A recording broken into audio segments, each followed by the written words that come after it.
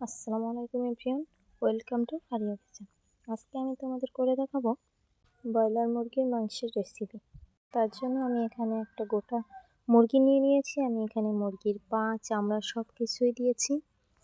এবার এর মধ্যে দিয়ে দিচ্ছি 1 টিস্পুন হলুদ, 1 টিস্পুন শুকনো মরিচের গুঁড়া, 1 টিস্পুন জিরে গুঁড়া, 1 চা চামচ লবণ।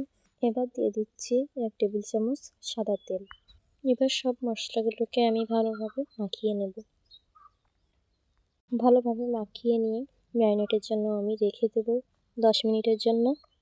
এবার আমি একটা মিক্সিং বোল নেব, তাতে দিয়ে দিচ্ছি 1 টেবিল চামচ শুকনো মরিচের গুঁড়ো, 1 টেবিল চামচের একটু কম ধনিয়া গুঁড়া, দিয়ে দিচ্ছি 1 টেবিল চামচ জিরা গুঁড়া, 1/2 চা চামচ গরম মশলা গুঁড়া।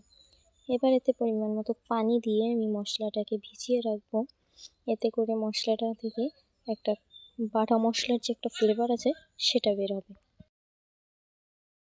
মশলাটা ভালোভাবে মিক্স করে আমি এক সাইডে রেখে দেব, পরে আমাদের এটা কাজে লাগবে। এবার একটা প্যানে আমি তেল নিয়ে নিয়েছি। তেলটাকে খুব ভালোভাবে গরম করে তাতে ম্যারিনেট করে রাখা মাংসগুলো দিয়ে দিচ্ছি। সবগুলো মাংস দেওয়া হয়ে গেলে আমি গ্যাসের ফ্লেমটা হাই করে দেব। হাই ফ্লেমে আমাদের মাংসগুলো ভাজতে হবে, না হলে মাংস থেকে পানি ছেড়ে দিবে, তখন মাংসটা খেতে একদমই ভালো লাগবে না। এবার মাংসের এক সাইড ভাজা হয়ে গেলে, এরকম লালচে কালার হয়ে গেলে আমি মাংসগুলো উল্টে দেবো।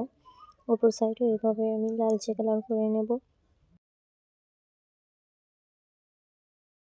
সব সাইড ভাজা হয়ে গেলে এবার আমি মাংসগুলোকে উঠিয়ে রাখবো। তাছাড়া বাকি মাংসগুলো আমি এভাবে উল্টে পাল্টে ভেজে নিয়েছি। এবার ওই একই তেলে দিয়ে দিচ্ছি 1 কাপ পেঁয়াজ কুচি। পেঁয়াজটাকে ভালোভাবে নেড়ে নেব।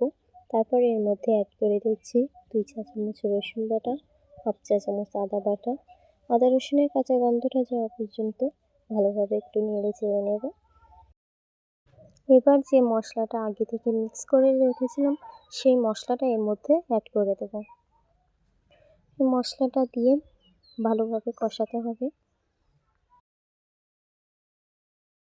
এর মধ্যে এবার অ্যাড করে দিচ্ছি স্বাদ মতো লবণ এবং 1 টেবিল চামচ হলুদের গুঁড়া। আবারও ভালোভাবে নেড়ে নিচ্ছি। আমি মাংসটা ভাজার সময় মুরগির পা, চামড়া, গিলা এগুলো আলাদা করে রেখেছিলাম। এবার সেগুলো আমি এর মধ্যে আগে থেকে অ্যাড করে দেব।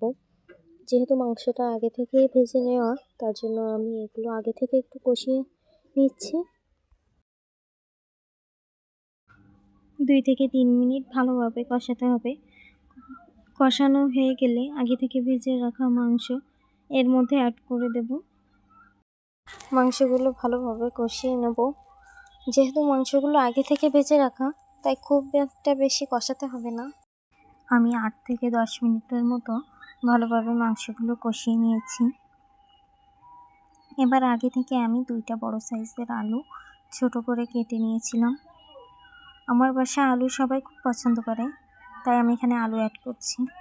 আমি বেশিরভাগ সময় আলুটাকে মাংসের সঙ্গে এভাবে একসাথেই কষিয়ে নিই। আমার কাছে এভাবে ভালো লাগে। আপনারা চাইলে আলাদা করে তেলে ভেজেও এর মধ্যে অ্যাড করতে পারেন। আমি এভাবেই কষিয়ে নিচ্ছি। আমার আলু আর মাংসটা ভালোভাবে কষানো হয়ে গিয়েছে। এবার আমি এর মধ্যে পরিমাণ মতো পানি অ্যাড করে দিচ্ছি। পানিটা দিয়ে এবার আমি একটা ঢাকনা দিয়ে ঢেকে রাখবো। মাঝে মধ্যে ঢাকনাটা উঠিয়ে এভাবে একটু নেড়ে নিতে হবে। এইভাবে রান্না করলে মাংসটা খেতে খুবই টেস্ট হয়। আমার রান্নাটা হয়ে গিয়েছে।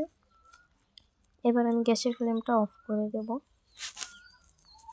ব্রয়লার মুরগির মাংস অনেকেই খেতে পারে না, তাদের কাছে গন্ধ লাগে।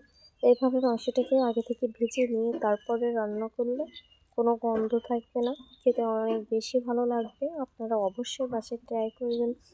আশা করছি আজকের ভিডিওটি আপনাদের খুব ভালো লেগেছে।